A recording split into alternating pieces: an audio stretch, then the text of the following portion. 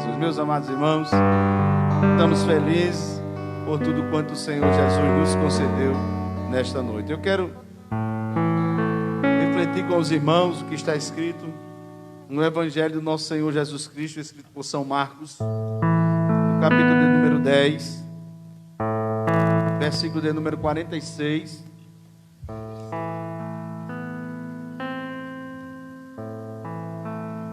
Versículo de número 46 ao versículo de número 52, diz assim a palavra do Senhor. Depois foram para Jericó. E saindo ele de Jericó com seus discípulos e uma grande multidão, Bartimeu, o cego, filho de Timeu, estava sentado junto ao caminho, mendigando. E ouvindo que era Jesus de Nazaré, começou a clamar e a dizer: Jesus, filho de Davi, tem misericórdia de mim. E muitos o repreendiam para que se calasse, mas ele clamava cada vez mais: Filho de Davi, tem misericórdia de mim. E Jesus, parando, disse que o chamassem. E chamaram o cego, dizendo-lhe: tem bom ânimo, levanta-te, que ele te chama. E ele, lançando de si a sua capa, levantou-se e foi ter com Jesus. E Jesus, falando, disse-lhe: que queres que te faça? E o cego lhe disse: Mestre, que eu tenha vista. E Jesus lhe disse: vai, a tua fé te salvou. E logo viu e seguiu a Jesus pelo caminho. Meus queridos irmãos, nesta noite eu quero trazer para nós uma breve reflexão do que aconteceu na vida de Bartimeu, na vida do filho de Timeu. Timeu era um general vitorioso, um general que venceu muitas batalhas, um general que era honrado por seus liderados, por seus soldados, por seus oficiais de patente mais baixa do que a dele. Timeu era um homem valorizado. Timeu era um homem que tinha um aparato bélico a seu favor. Era um homem de lutas, um homem de muitas batalhas vitoriosas. E o seu filho gozava de todo a sua boa estima entre os seus liderados, entre aqueles que o conheciam. Timeu era um homem de muito respeito. Mas certa vez ele perdeu uma batalha. E ao perder essa batalha, todo o seu exército foi dizimado. Todos os homens que o respeitavam, todos os homens que estavam em obediência às suas ordens.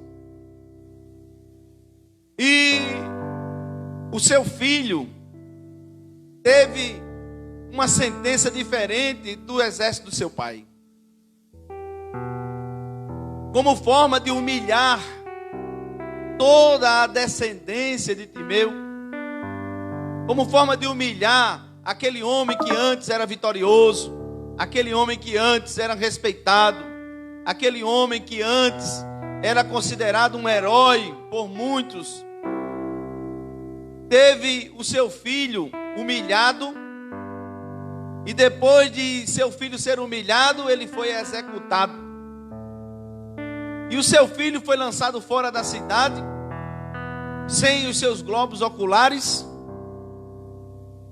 sem a sua estima, sem a sua respeitabilidade que antes o envolvia.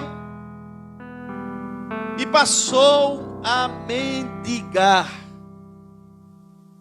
Diz a Bíblia Sagrada que ele vivia agora mendigando, a mendigar, ou seja, ele agora vivia na dependência de outras pessoas. A história do filho de Timeu teve uma reviravolta, algo tão inesperado, e de repente, tudo aquilo que ele tinha de benefícios, ele acabara de perder. Ele agora perde toda a sua estima, ele perde agora toda a sua posição na sociedade, ele perde a moral que tinha diante da civilização, diante das pessoas. Ele agora está como um mendigo. O que lhe restou foi uma capa para se cobrir, para que de frio não morresse e para que a poeira a areia do deserto não o encobrisse de forma que ele não tivesse nenhuma proteção. A vida do filho de Timeu mudou da água para o vinho em um piscar de olhos, em um instante. E nesta noite, meus amados irmãos, eu quero me reportar a você que porventura, não da mesma forma do filho de Timeu, mas a você que tinha uma vida equilibrada, que tinha uma vida abastecida de todos os meios materiais, físicos, emocionais.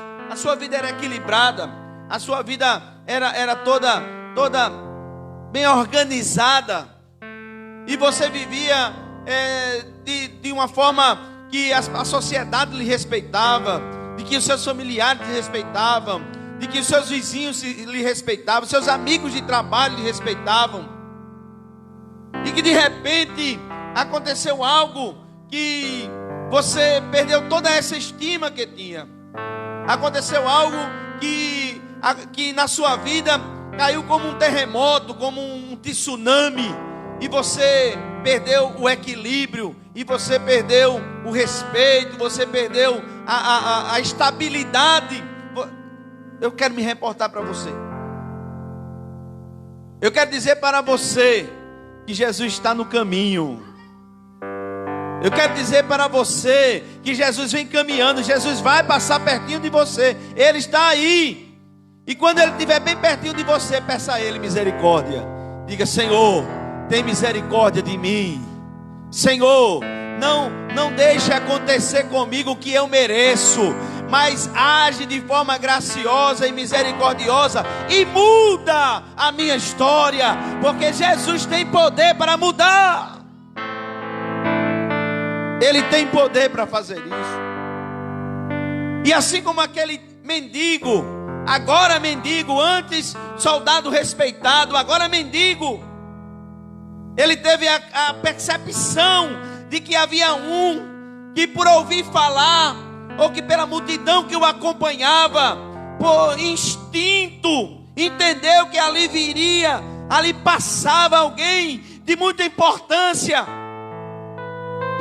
Ele não ligou para aqueles que estavam impedindo que ele fosse até ao encontro daquele homem, que ele não entendia, mas ele intimamente percebia e sentia que aquele homem que passava por ali tinha o poder extraordinário de transformar a sua realidade. E ele clama em alta voz: Filho de Davi, tem misericórdia de mim. E as pessoas queriam impedir que a sua voz chegasse aos ouvidos do mestre, como se o mestre estivesse limitado aos bloqueios materiais. Eu quero dizer a você nesta noite que os bloqueios naturais não impedem do Deus de Abraão, de Isaac e de Jacó ouvir o seu clamor. Os bloqueios naturais não impedem do Deus Todo-Poderoso ouvir o seu clamor. Clame ao Deus vivo e poderoso. Nada que aconteceu no passado está fadado à continuidade. Deus pode cessar. Deus tem o poder de reverter as situações mais complicadas, mais difíceis aos olhos humanos, porque Ele é Deus.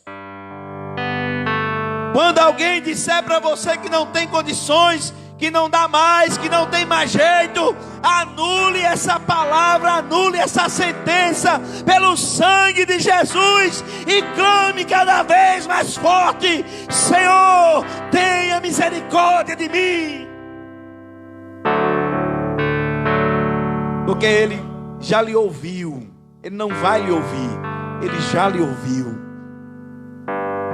Jesus para. Ele para e manda chamar. Irmãos, isso é um detalhe importante desse texto. Ele não pergunta: quem é que está me chamando? Ele não pergunta, ele não diz: eu estou ouvindo alguém me chamar. Não. Deus, Ele é onisciente, Ele é onipotente, Ele é onipresente. Ele sabe quem é você. Ele tem poder para mudar a sua situação. Ele está em todos os lugares ao mesmo tempo. Ele é Deus. Antes de uma palavra sair da sua boca, Ele já sabe todas elas.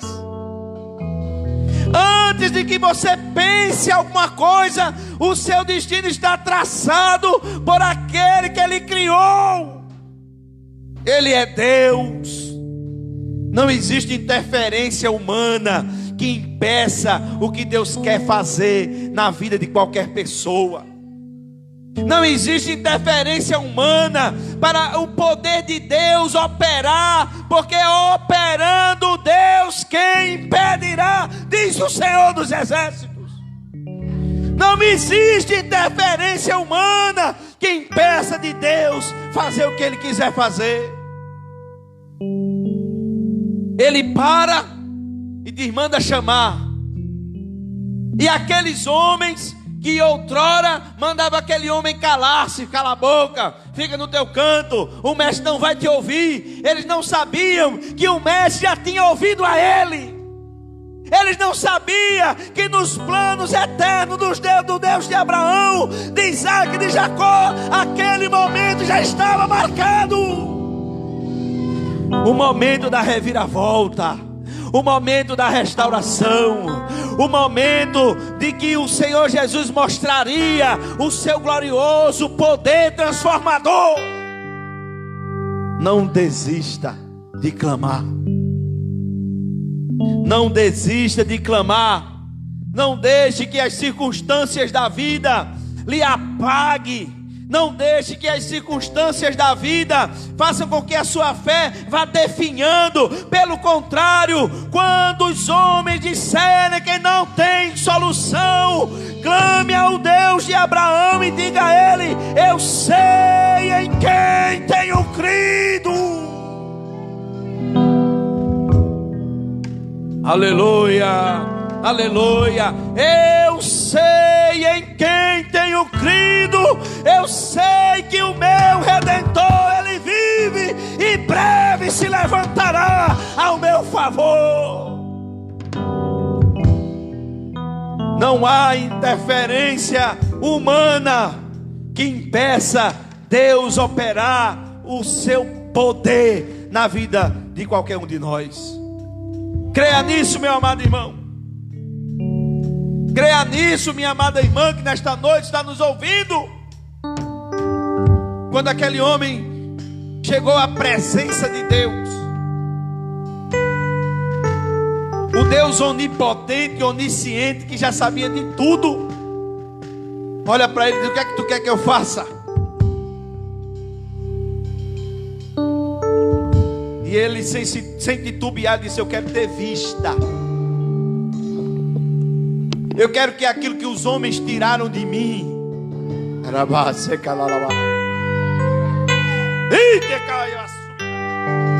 Eu quero que aquilo que os homens tiraram de mim covardemente, eu quero que aquilo que os homens tentaram fazer com a minha reputação, com a minha vida, com a minha história, eu quero que o que os homens acharam que iriam acabar com a minha esperança, eu quero que elas sejam renovadas. Eu quero ter vista. Eu quero que o Senhor mostre ao mundo que Tu és o verdadeiro Deus, que Tu és quem tem o poder transformador, que Tu és aquele que tem o poder de criar o que não existe mais.